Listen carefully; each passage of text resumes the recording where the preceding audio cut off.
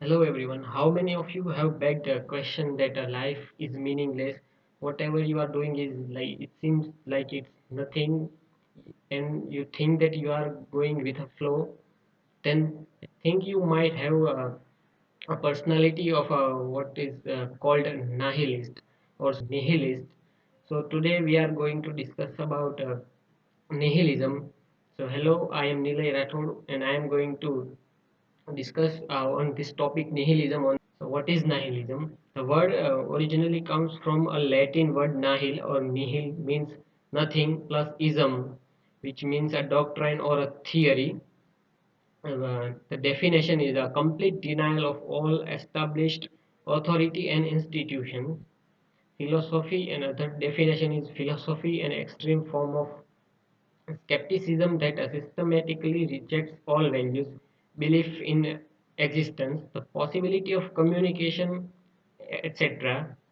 And the dictionary.com defines it as its name implies, from Latin nihil, nothing.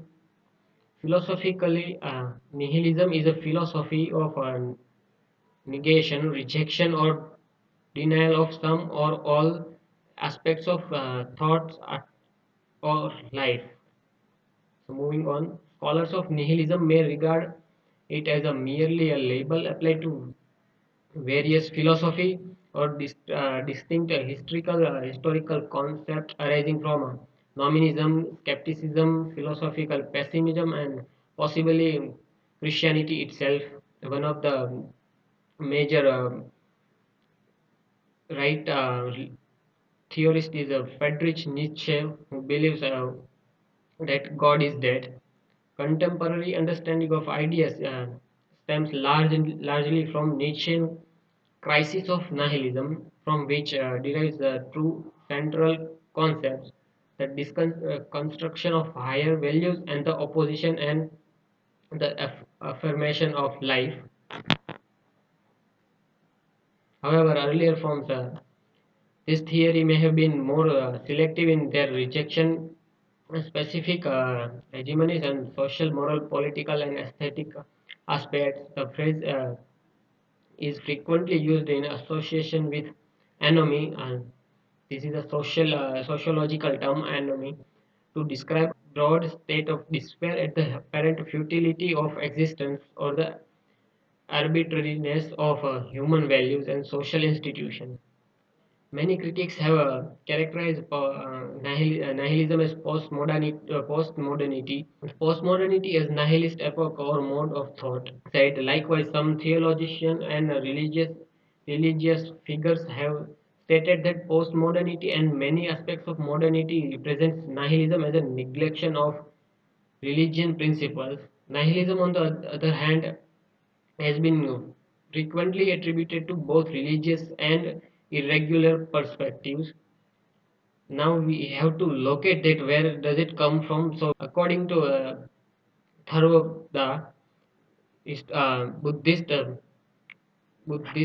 literary and religious texts, and Mahayana Tripitaka, the concept of nihilism was discussed by Buddha.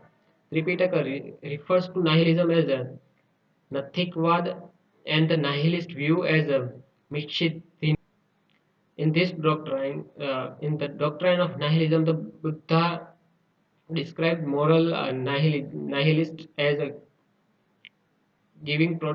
produce no beneficial result. Second is good and bad actions produce no result. Third is after death, being are not reborn into present world or into another world.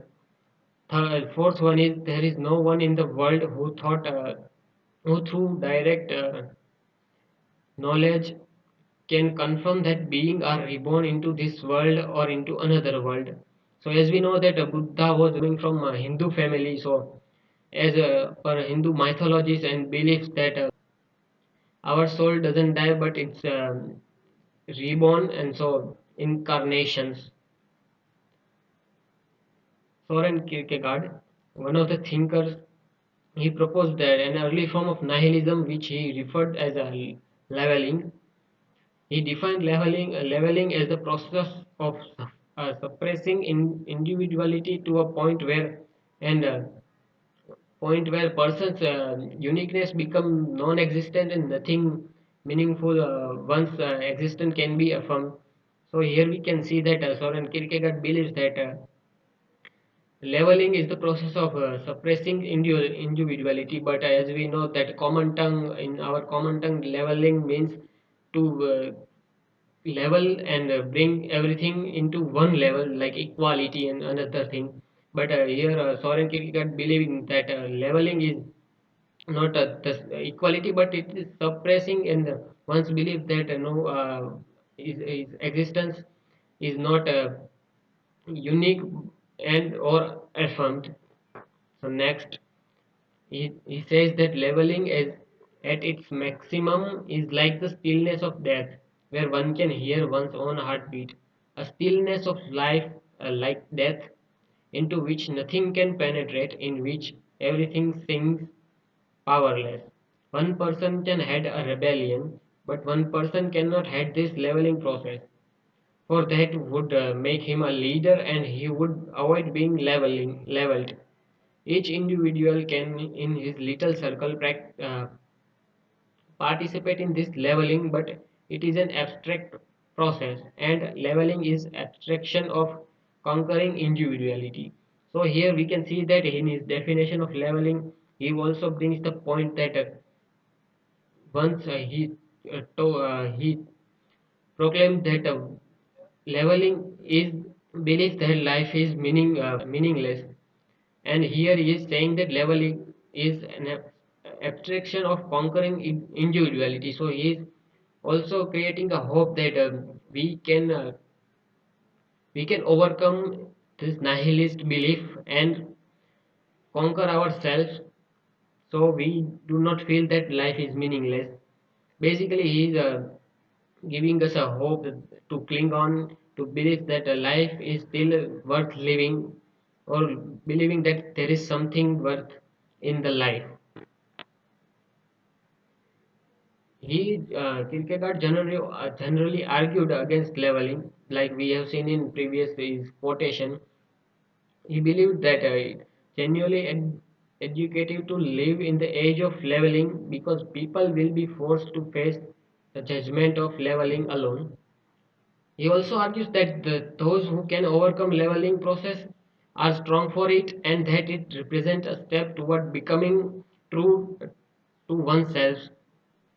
So he is also creating a binary in his own text that nihilism is also the belief that no, the life is meaningless. In here is saying that if we can overcome this, then we can become one to our true selves. Herbert and Jane Rubin argues that Kierkegaard's interest in an increasingly nihilist age is in how we can recover the sense of our lives are meaningful. Next up, we have Friedrich Nietzsche. Nietzsche provides a detailed diagnosis on nihilism. He is also one of the major thinker and philosopher of nihilism. Nietzsche provides a detailed diagnosis of nihilism as a widespread phenomena in Western culture. Karen L. Carr describes Nietzsche's characterization of nihilism as a condition of tension, as a disproportion between what we want to value or need and how the world appears to operate. With the decline of Christianity and the rise of physiological decadence, nihilism is in fact characteristic of the modern age, though the rise of nihilism is still incomplete and it has yet to overcome. Nietzsche characterized nihilism as emptying the world and especially human existence of meaning, purpose, comprehensible truth, or essential value. As we know that Christianity is widely spread and discussed topic in his work, which is posthumously published, and one of the chapter was European nihilism, in which he states that Christianity is an antidote against despair of meaninglessness, because it provides people with belief in God and a basis for objective knowledge. He stated that we have outgrown Christianity not because we have lived too far from it, but rather because uh, we have been too close to this religion. The death of God, in particular, sentence that we killed him is similar to dissolution of Christian doctrine due to science.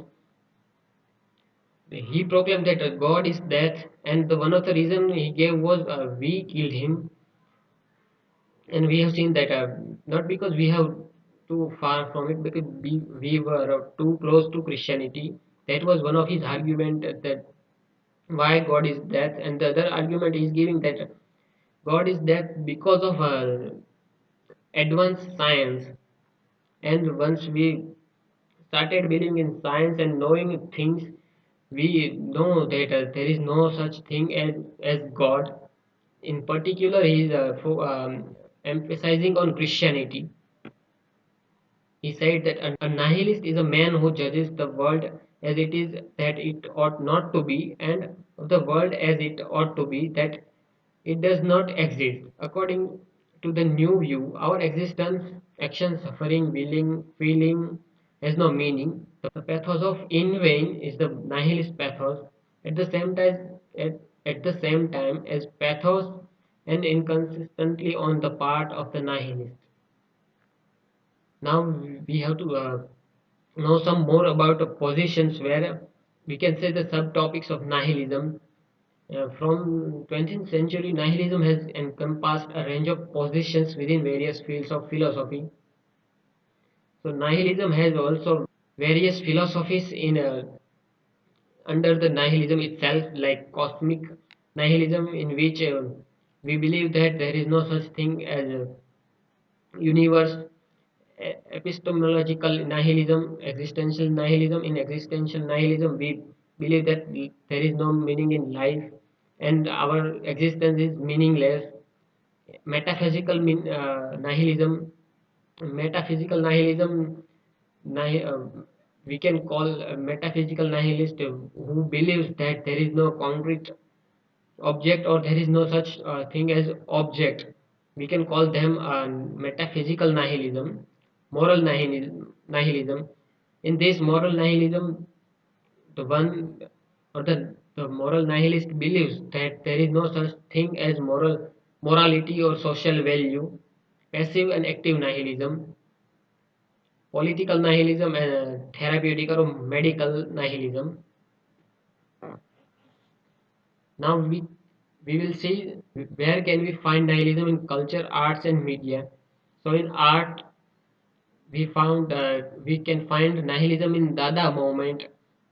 The term Dada was first used by Richard Wilsonberg and Tristan Zara in 1916. The Dadaists claimed that Dada was not an art movement, but it was an anti-art movement, sometimes using found objects in a manner similar to found poetry. So, as we know that the artists like to make things more creative, and they tend to find meaning in their arts. So, Dada movement was not like that. Dada movement would pick any object like, for instance, let's say Mona Lisa's painting, and they would create a mustache on Mona Lisa's painting, and they would stand against the other artistic movement. So it stand against other artistic movement. So they called it an anti-art movement. Further, we have literature. In literature, nihilism was actually popularized in 1862 by Ivan Turgenev and in his novel Father and Sons, whose hero Zero was a nihilist and recruited several followers to this philosophy. And in Anton Chekhov's Three Sisters, he portrayed nihilism. We can find nihilism in the phrase "What does it matter?" or variants of these are often spoken by several characters in response to the event. The significance of the some of these events suggests a subscription of nihilism by the side character as a type of coping strategy. Now at the end we have media. In media like TV series, movies, and other web series and OTT platform, we can find nihilism in Rick and Morty animation show. Character main character Rick is portrayed as a high functioning alcoholic burdened with with knowledge. In his self proclaimed genius, he is a those who have seen or are watching Rick and Morty will be able to connect this because in this series Rick is a teenager or a boy who is very genius and powerful in science.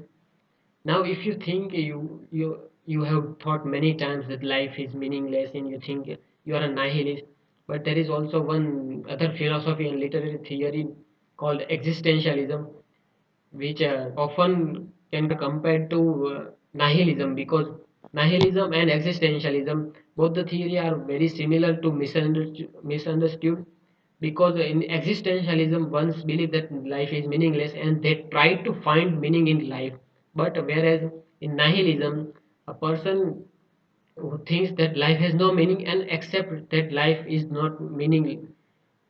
meaningless and moves forward with his life, but still thinking life is meaningless, so he does not try to find any meaning in his life. So if you think you have found your meaning of life or your ikigai, so you are not a nihilist person. So that was it.